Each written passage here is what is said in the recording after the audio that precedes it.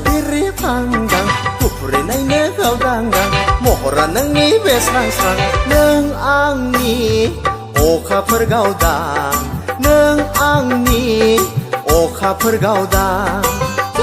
मेब्लाब्ला लाजियाबो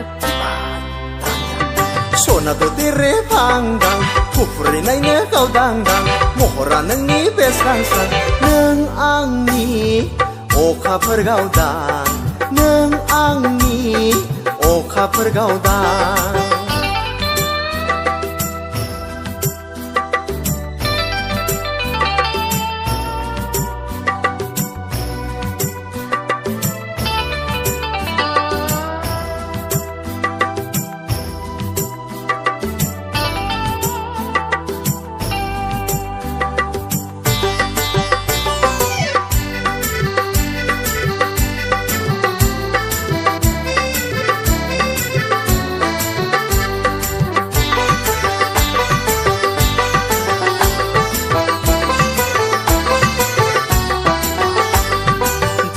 गावदां खानाय रुंबां मेगन बे स्रां स्रां हानाय नङा सना आंलाय नोंखौ बावनो लाजियाबो मोज्लाय जानजि बिखा मांदां गुस्थि जारौ रौ बै समनि गेलेनायखौ बावबाय नामा नोंजों मा गेलेयाहाय हे आसौ बिसौ गाम्बारि बिसौ साल मावादां मावादां जुजाय पानी लगायनाय स्रिं स्राय गखाय गुफुरै गावदां खानाय रुंबां मेगन बे स्रां स्रां हानाय नङा सना आंलाय नोंखौ बावनो मोज्लाय जानजि बिखा फांदां गुस्थि जारौ रौ बै समनि गेलेनायखौ बावबाय नामा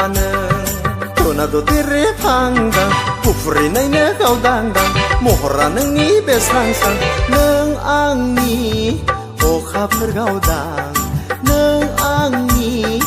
अखाफोर गावदां